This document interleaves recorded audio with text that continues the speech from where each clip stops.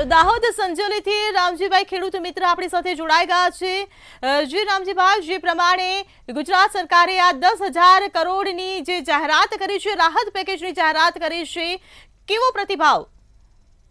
જી બેન, સૌથી પહેલા તો અમે સરકારના નિર્ણયને વધાવીએ છીએ અને તે પ્રમાણે કમોસમી વરસાદ પડવાના કારણે જે અમારા ખેડૂતોની હાલત છે જે એકદમ દયનીય બની હતી, કારણ કે સતત કમોસમી વરસાદ પડી રહ્યો હતો અને વરસાદના કારણે જે ખેતી કરી હતી, જે ખેતી પાક તૈયાર થઈ ગયો હતો, વરસાદના કારણે એકદમ જે નષ્ટ થઈ ગયો હતો।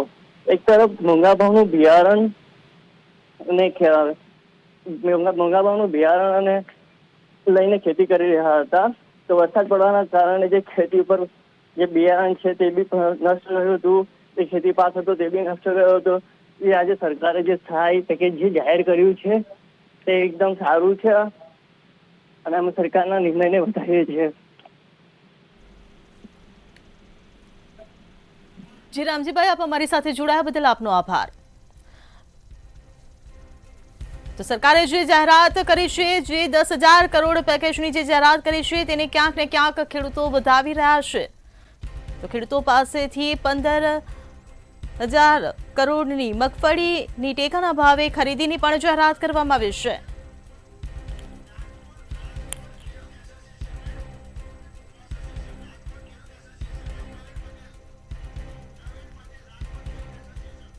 રાજકોટ ખેડૂત એસોસિએશનના પ્રવીણ પટેલ આપણી સાથે જોડાઈ ગયા છે। જે પ્રવીણભાઈ, જે પ્રકારે ગુજરાત સરકારે જે ખેડૂતોના હિતમાં જે નિર્ણય લીધો છે, 10,000 કરોડની જે સહાય પેકેજની જાહેરાત કરવામાં આવી છે, શું કહેશો? હવે બેન, એમાં સહાય જાહેર કરે છે પણ ખેડૂતોને ખરેખર કઈ મળતું નથી। ખરેખર ખેડૂતોને જે ઉપાડેલ પાક ધિરાણ છે એ માફ થવું જોઈએ અને જે ટેકાના ભાવે ખરીદી થવાની વાત છે આ 9 તારીખે, તો ખરેખર 200 મણથી ઉપર થવી જોઈએ। 200 મણ તો થવી જોઈએ, પણ 200 થી 250 મણ થવી જોઈએ, તો ખેડૂતોને કંઈક 2 પૈસા હાથમાં આવે। બાકી આ બટકું સહાય અને 125 મણની જે વાત છે ખરીદી કરવાની, એમાં ખેડૂતોને ખરેખર કાંઈ વળતર રહેવાનું નથી। જે બિલકુલ છે, પરંતુ આપના મતે શું નિર્ણય હોવો જોઈતો હતો સરકારનો? સરકારનો નિર્ણય એવો જ હોવો જોઈએ કે જે ખેડૂતોએ પાક ધિરાણ ઉપાડે છે તેમાં 3 લાખ 0% વ્યાજ આપે છે, વગર વ્યાજે આપે છે, એ માફ થવું જોઈએ અને જે ખેડૂતોએ પાક ધિરાણ ઉપાડેલ નથી તે ખેડૂતોના ખાતામાં 3 લાખની રકમ જમા થવી જોઈએ, એવી અમારી ખેડૂતોની માંગણી છે। જે આપ અમારી સાથે જોડાયા બદલ આપનો આભાર। તો જામનગરથી ખેડૂત મિત્ર રાજુભાઈ આપણી સાથે ફોન લાઈન પર જોડાઈ ગયા છે। જે રાજુભાઈ, જે પ્રકારે ગુજરાત સરકારે ખેડૂતોના હિતમાં જે નિર્ણય લીધો છે, 10,000 કરોડની જાહેરાત કરવામાં આવી છે, આપનો પ્રતિભાવ શું છે? નહીં, નિર્ણય સારો છે બેન, પણ એક મનમાં બધા ખેડૂતોને એક પ્રશ્ન એવો છે કે 10-20 લાખની તમે ગાડી લ્યો તો પ્રીમિયમ તમને 20,000માં ફૂલ બોડી ટુ બોડી મળે, તો એવી કોઈ પોલિસી ખેડૂત માટે કેમ નથી? જે બિલકુલ છે, પરંતુ આ નિર્ણય જે લીધો છે એને આપ જોઈ કઈ રીતે રહ્યા છો? ખેડૂતોના હિતમાં છે કે ખેડૂતોના વિરોધમાં છે? ખેડૂતોના હિતમાં છે, પણ ખેડૂતોના ભાગમાં કેટલા પૈસા આવશે? એક ખેડૂત દીઠ આમાં તમે હિસાબ કરો તો એટલા ખેડૂત છે, તો ખેડૂતને એના વીઘાની પડતર જ 15,000 રૂપિયા થાય છે અત્યારે મગફળીમાં, તો ખેડૂતને શું મળશે? આમાં ભાગમાં કેટલા આવશે?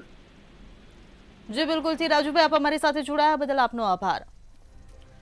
તો રાજ્ય સરકારે જે મહત્વની જાહેરાત કરી છે, ખેડૂતોના હિતમાં જે નિર્ણય લીધો છે, 10,000 કરોડ પેકેજની જે જાહેરાત કરી છે, ક્યાંક ખેડૂતો તેને વધાવી રહ્યા છે, તો ક્યાંક ખેડૂતોની હજી પણ આશંકા છે કે આ 10,000 કરોડનું જે પેકેજ જાહેર કર્યું છે તે ખેડૂતોના ભાગમાં કેવી રીતે આવશે, તેને ડિસ્ટ્રીબ્યુટ કેવી રીતે કરવામાં આવશે। તો બેઠક બાદ મુખ્યમંત્રી ભૂપેન્દ્ર પટેલે આ મહત્વની જાહેરાત કરી છે। આ સાથે જ ટેકાના ભાવે મગફળીની ખરીદી કરવાની પણ એક મહત્વની જાહેરાત કરી છે।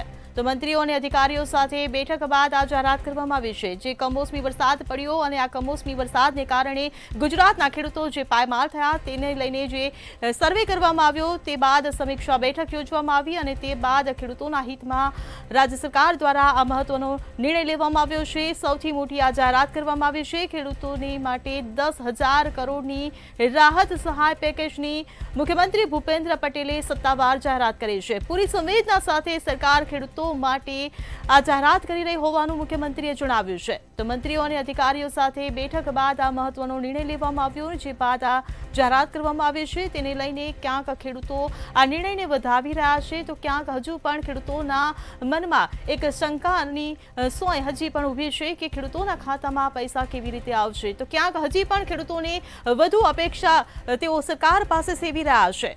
તો માવઠાથી થયેલ નુકસાન બાદ રાહત સહાય પેકેજનું આ મહત્વનું એલાન કરવામાં આવ્યું છે. સત્તાવાર તેની જાહેરાત કરવામાં આવી છે. મુખ્યમંત્રી ભૂપેન્દ્ર પટેલ દ્વારા આજે જે સમીક્ષા બેઠક યોજવામાં આવી તે બાદ આ જાહેરાત કરવામાં આવી.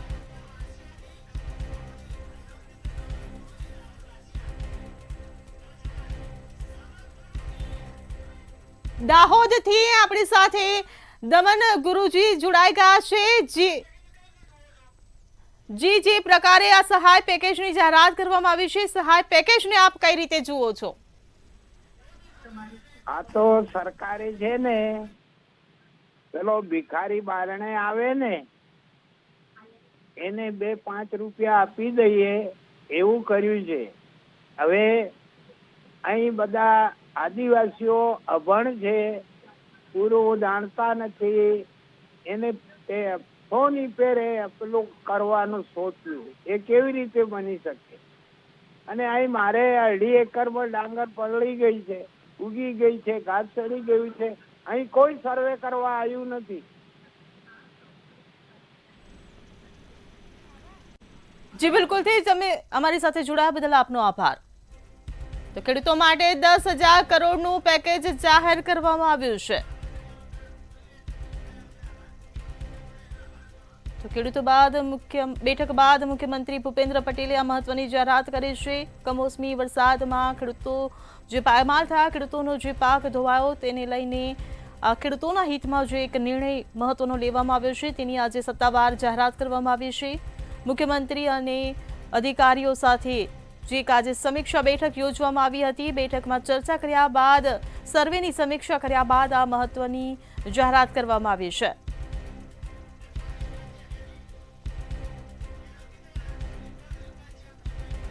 તો રાજકોટથી ખેડૂત મિત્ર દીપક લિંબાચી આપણી સાથે ફોન લાઈન પર જોડાઈ ગયા છે. જે દીપકભાઈ, જે પ્રકારે 10,000 કરોડના પેકેજની જે જાહેરાત મુખ્યમંત્રીએ કરી છે, આપ કઈ રીતે જોઈ રહ્યા છો? આપ ખેડૂતો માટે આ જે 10 કરોડની જાહેરાત કરી એ ખેડૂતો માટે આમ તો સારું કહેવાય, પણ જ્યારે ખેડૂતોનું સર્વસ્વ લૂંટાઈ જાય છે, ખેડૂતોની આત્મહત્યા દર વધ્યો છે, ખેડૂતોનું દેણું 3 ગણું થઈ ગયું છે, ત્યારે આ પરિસ્થિતિમાં ખેડૂતો માટે રાહત પેકેજ તો જાહેર કર્યું એ સારું પણ કહેવાય, પણ આ કઈ પરિસ્થિતિમાં કરવું પડ્યું એ પણ એક વિચારવાનો વિષય છે. શું ખેડૂતોનો પાક આ પહેલી વખત જ બગડ્યો છે? હાઈકોર્ટે કીધેલું છે કે ભાઈ ખેડૂતોને જે પ્રધાનમંત્રી વીમા ફસલ યોજનાના નાણાં આપી દો, એનો પાક નિષ્ફળ ગયો છે, છતાં પણ રાજ્ય સરકાર કેમ ક્યારેય નોંધ ન લીધી? આજે જ એને કેમ આ રાહત પેકેજ ઉપર આટલું બધું ગંભીરતાથી વિચારી અને ખેડૂતો માટે 10,000 કરોડની સહાય કરી છે, સારી બાબત છે. પણ આ જયારે લાખો કરોડો રૂપિયાનું ખેડૂતોનું જે પાક નુકસાની થઈ છે, ત્યારે આ એક ફૂલની તો ફૂલની પાંખડી અંતે ખેડૂતો માટે સારો નિર્ણય છે. પણ આ બહુ વહેલા વિચારવાની જરૂર હતી. જયારે અવારનવાર ખેડૂતો રજૂઆત કરતા, ખેડૂતોની સમસ્યાઓ અસંખ્ય હતી, ત્યારે આ પગલાં લેવાની જરૂર. જી બિલકુલ, આપ અમારી સાથે જોડાયા બદલ આપનો આભાર. તો આપણી સાથે વધુ એક ખેડૂત મિત્ર જસદણથી રાજુભાઈ આપણી સાથે જોડાઈ ગયા છે. રાજુભાઈ, ગુજરાત સરકારે જે ખેડૂતોના હિતમાં જે નિર્ણય લીધો છે, પેકેજ જે જાહેરાત કરી છે, કઈ રીતે જોઈ રહ્યા છો આ જાહેરાતને?